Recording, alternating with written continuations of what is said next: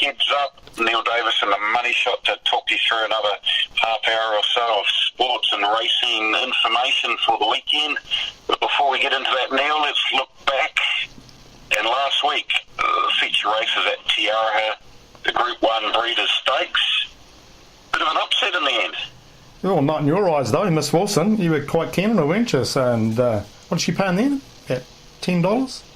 10 or 11. Yeah, no. Did you get some? Got a little bit. Could have got more. What cost me the quaddie? Oh, what was the first leg? Missed the first leg of the quaddie. Got the other three. That's not bloody good. Can't remember now. No, you never. Always hard to remember the ones you missed. Yeah. Well, the other one, she was got across from a wide gate, just sat in behind the tearaway leaders. We thought there might not be a lot of speed on, but in the end there was plenty of speed, and she held on from a fast finishing the old Floozy, and you'd have to say the rest of them had their chances. They sure did, and no, it was good training by John Barry. I thought you were keen on it, so good strong win. And Sultan of Swing, that was a good ride, I thought too, by Sam Weatherly, just letting it drop back. You can see there was plenty of pace on early, so got going at the right time, and you could see 100 metres out he was going to beat Ronke, but Ronke did give us a bit of a fright. But no, yeah, we were both keen on Sultan of Swing, I think, weren't we? Yeah, it was the best bet of the weekend, so we did a ride out of that too, just quietly. Yep, good. It was good money too, I thought. $5 and $6 was pretty good money for a good horse that had done really well at Ellerslie. So anyway. You tipped it on the radio on Saturday, didn't you? That shortened the price up a bit. Yeah, it was the sneaky, but not as good as Des Coppins though. What a $31 shot. He'd be living on that for the rest of his life. Did he? Rispin. Oh, yeah, that one down at Riccarton. Yeah. No, 31s, was it? 31s and about 14s or 12s or something. So, no, it was an amazing finish that. I would have sworn it was fourth. I was on... I thought the one off the fence got his nose down on the line. That's what I was on. I thought I was in there, but no, wasn't to be. It's just the angle. I think it was the way the camera just went with the horses past the line, and normally they sort of stop on the line. But anyway, it was a good race. But, what else? Oh, the Warriors. Who would have thought? My favourite team. Who would have thought? 5 from 5. Looking good. Yep. They'll win again this week. I don't know what you're going to tip us in the sports preview, but the Warriors will win again this week. But every other team seems to be a bit up and down at the moment, apart from St George, who are also unbeaten. So the Warriors keep on this winning streak for a while. It'll go a long way to securing a very high finish in the ladder, and then obviously come the playoffs, anything can happen. Yeah, you'd think so. Don't they meet St George next week? Yes, they do. Yeah, so if they both meet unbeaten, that'd be a great game and a half to go to, wouldn't it? Be terrific. It would indeed. It would indeed. Yeah. All right. And we've got some good racing on tomorrow. Looks like we're going to have a decent track at Hastings and maybe a wet track at Te Rapa, depending on the weather gods. But we'll discuss that further in a couple of secs. Okay, on to Hastings. We've got a track that should be a dead fourish, because our track walker Brendan walked it yesterday, and then today mentioned the weather forecast is looking pretty good. Good solar grass, and rail is true, and he can't see any strong bias anywhere at this stage, so we'll have to wait and see how He'd be one of the best track walkers in the country, wouldn't he? Brendan, he knows his stuff, because he knows that track inside out, so it's like his backyard. It is, more or less is, yeah. No, he's good, Brendan. He always calls in, and good meeting. Race 6, we've got a pretty even sort of field here, and Nymph Montac, 60 kgs, coming into form at the right time. Our Aberdeen coming off a weight for age win, but pretty even field, money shot. What are you going for? Well, you look back through the summer period, especially all these cups races that were run under handicap conditions, invariably they were won by horses carrying light weights. You go back through Zakata, winning the Avondale Cup, Charles Road, the City of Auckland Cup. You can go through quite a number of horses. And I'm going to stick to that theory. The up-and-comer, Richie McHorse, used to be trained by the Rogersons, trained by Chris Gibbs at Ruakaka at 650.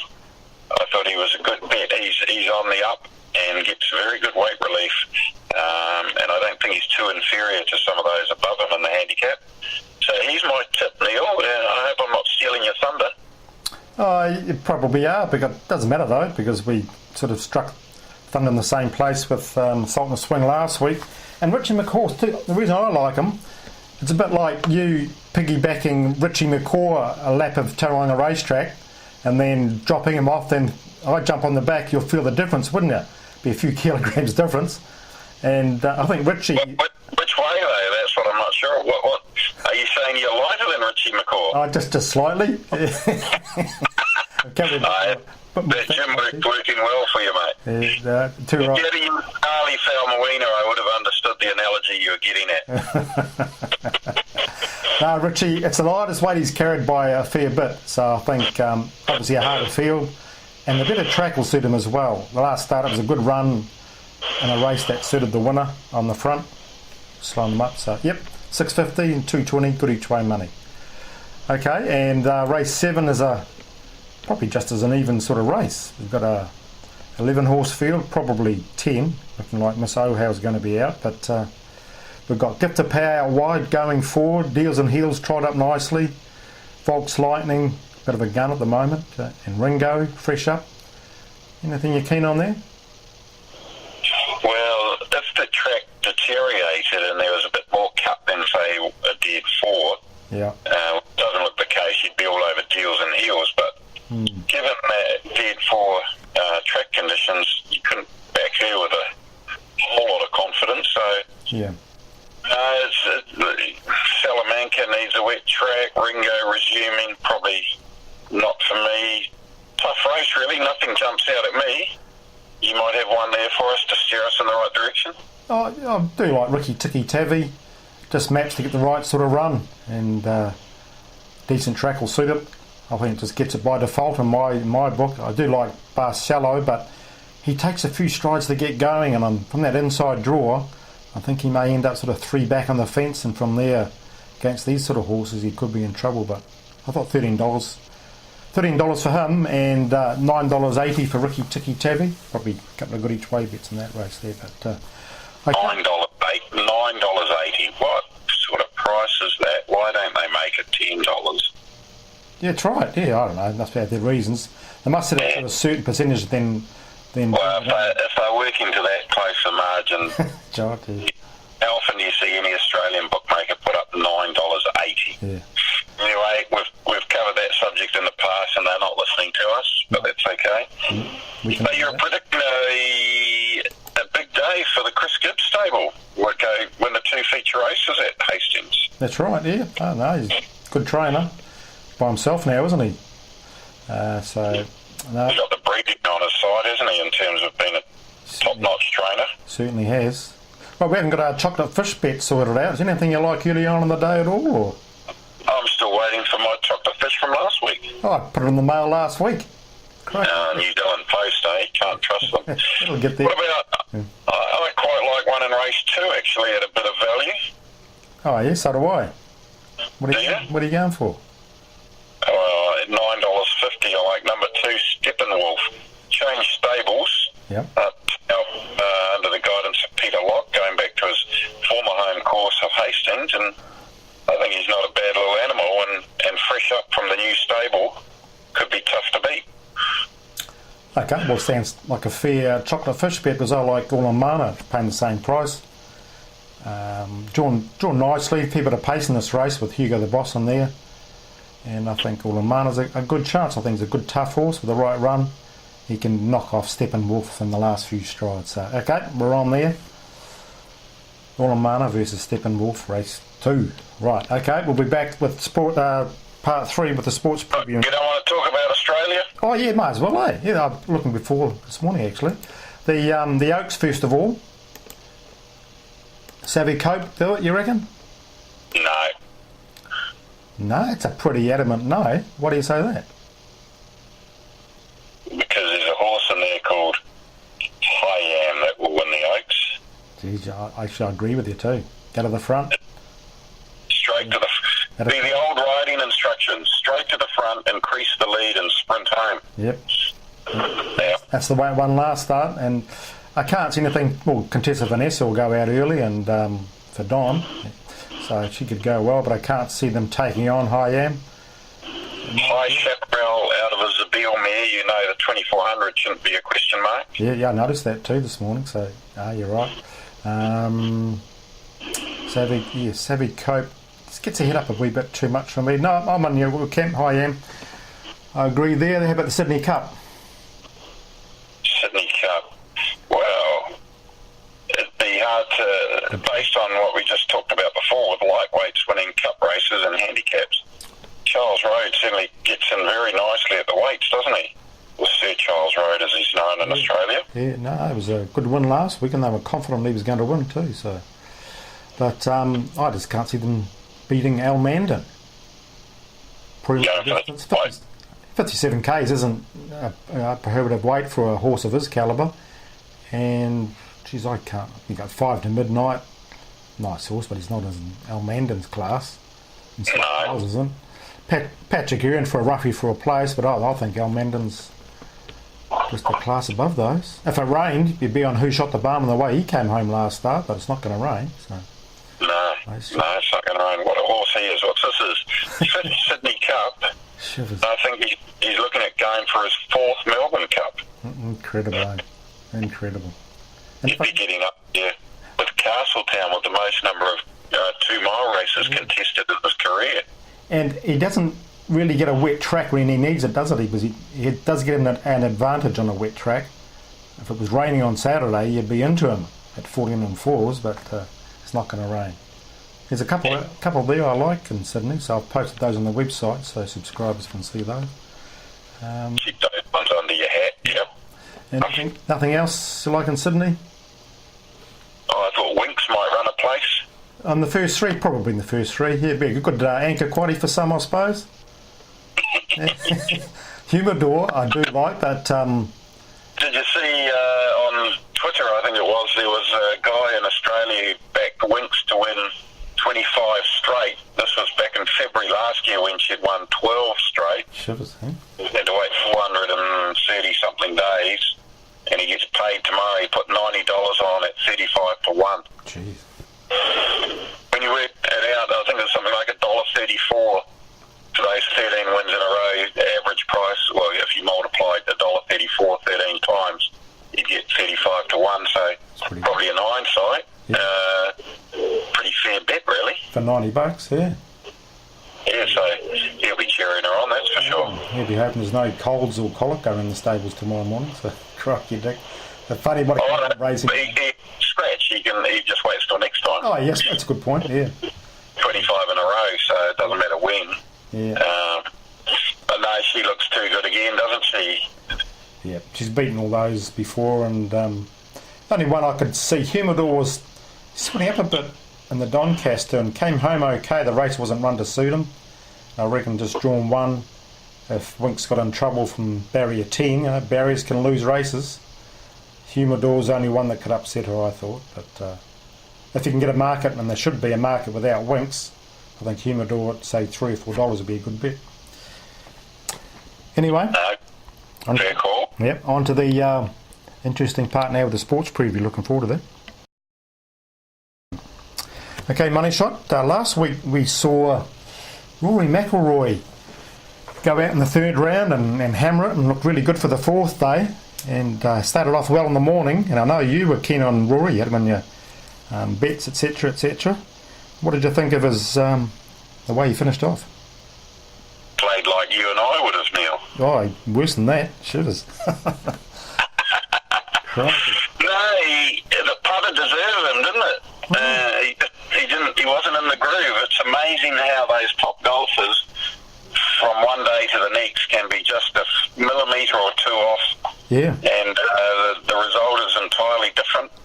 In saying that, Patrick Reed was pretty consistent all 4 days and definitely deserved his victory. But no, McIlroy had his chance to get the career Grand Slam, and it definitely went through his fingers.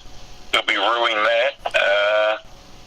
But yeah, Patrick Reed wouldn't have picked him to win it at the start, but good on him. interesting background too to his history, golfing history. Yeah, certainly a few interesting stories of his college career and moving colleges, and then becoming estranged from his family who lived about 3 miles from the golf course, and haven't actually seen him play in however many years, so escorted off the course once at one tournament. Seems like his wife has a fair bit to say as to what happens in the life of Patrick Reed. Yeah. Hopefully your wife's not like that, Neil, and you still get to do what you want to do. Yeah, no, we're lucky in that respect. So, no, it was interesting because he's a really focused player. They talked about how he practiced so hard. He practiced 10 hours a day just and stopped for a Powerade drink. And so from a golfing point of view, he did deserve it because he put the time into it. But from maybe an ethics point of view, some people didn't like him winning. But anyway, he doesn't really care what people think. He's got the money in the bank and got the prestige now of being winning a Masters, and he can play in the Masters for the rest of his life, can't he? Correct, he can. So he's got the last one. Speaking of the complete opposite of that, things that everyone loves and everyone's always been in favour of, the Warriors.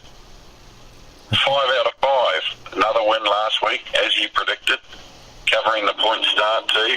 Don't know what happened to Melbourne Storm. They let us down badly, actually.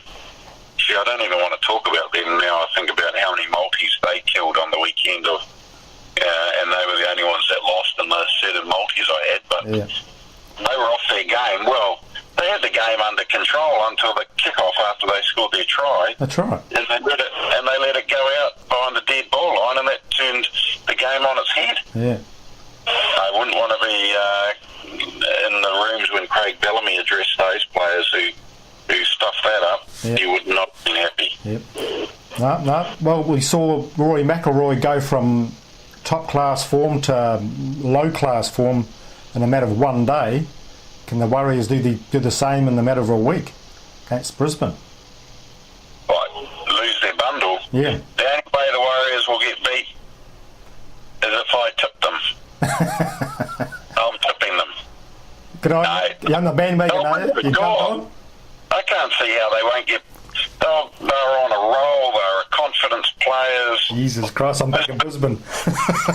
Brisbane are in big trouble, actually. Yeah. And their coach has got other things on his mind, as Nathan Brown pointed out in that press conference. And I'm picking the Warriors to win by 5.5 at least, cover the start, and piece of cake. Warriors win their 6th in a row at Mount Smart tomorrow afternoon.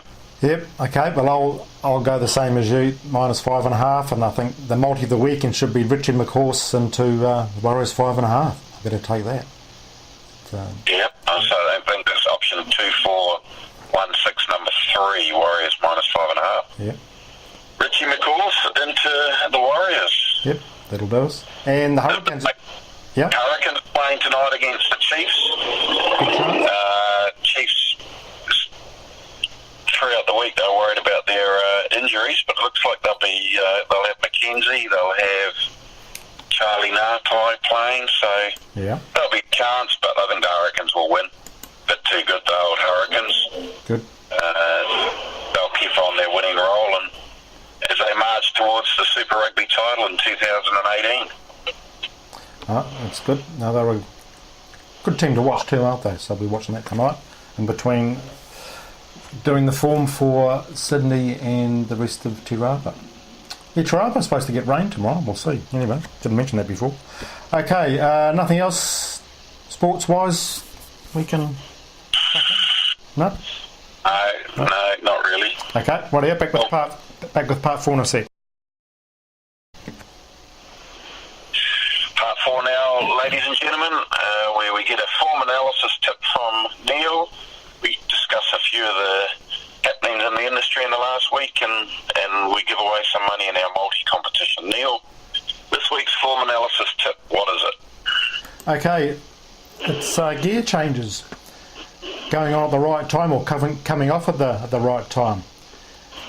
Personally, there's lots of gear changes like tongue ties, blinkers going on, side blinkers going on or off, all those sorts of things, but obviously the biggest thing is blinkers and side winkers going on at the right time. And I think when I see winkers or blinkers going on third up or coming back in distance, especially when a horse is fit, I really take notice. And there's a horse racing tomorrow at Waikato, and I'll just bring it up here, in race 2, a horse or a filly a lot of us backed at Trentham, Paulonia. I think you were on too, weren't you, Money Shot, Paulonia? Oh, I was on in the quaddie, yeah, big one, but that's the way it goes. Yeah, and you thought she was home, didn't you? But anyway, that was over 1,400 metres. She came from the back for a terrific run, and tomorrow she drops back to 1,200 metres, so they'll put the side winkers on, which is perfect, just sharpen up a wee bit, and she's a really good filly. At set weights there, she has to be really hard to beat with those, is it set weights? Yeah, set weights and penalties. Just with those side winkers or blinkers coming on back in distance is always a good sign, especially third up too when they're fitter and when they're classy like she is. I think she'll be too good for those, including Prom Queen. But, tongue ties are going on, especially when a jockey says it was making funny noises during the running, holding its breath. I'll often put those in the form comments if I see it in the steward's report, so you can look out for the tongue tie going on next up.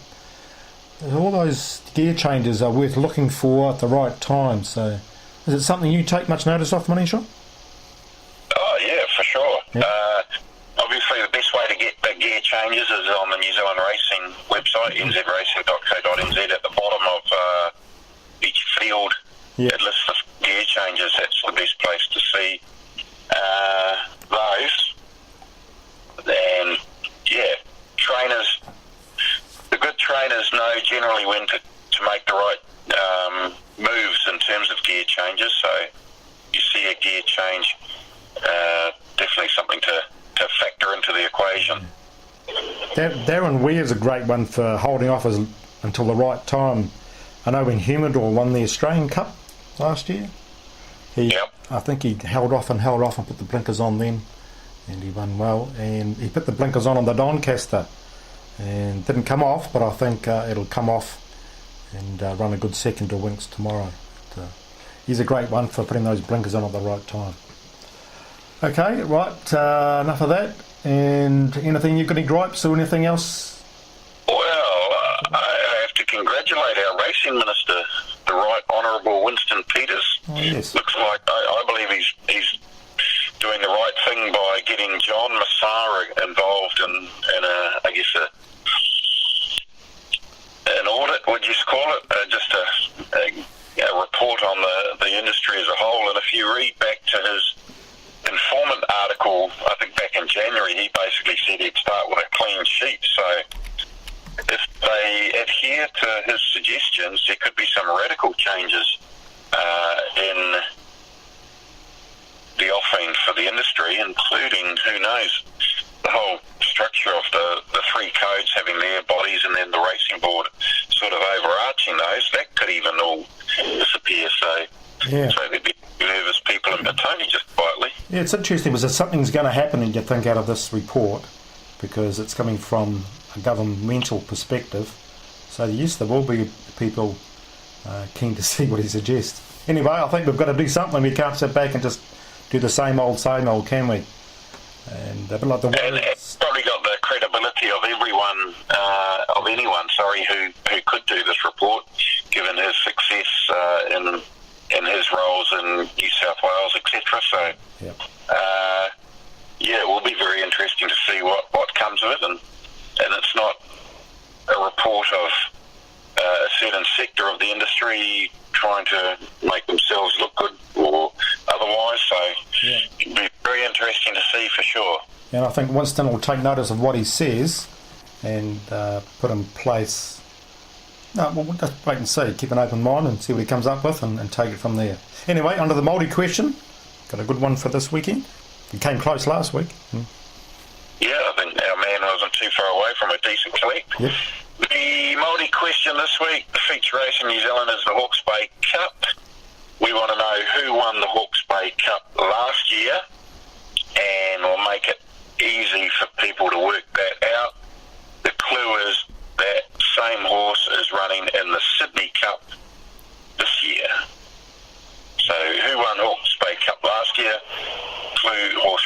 Sydney Cup, get your answers either emailed or texted to Neil by 9 o'clock tonight, and you could be winning a $20 multi. Yep, too right. 027 352 6402 or formpro@formpro.co.nz. Yeah. So don't forget the Form Pro ratings are free on Monday, very popular. We're very popular on Monday with the Gallops as well. So, what's the Gallops? Anyway, no, they're very popular on Monday, so it's all free. Speed maps, ratings, replays, a lot of information there, all for free. Okay, looking forward to a good game at 5 o'clock on Saturday. You going to watch the game, are you? The Warriors game? Yeah. Yeah, I'll be watching it for sure. Well, there'll be racing on, there'll be league on. I think to the Sunwolves and the Blues play about that time as well. Yeah.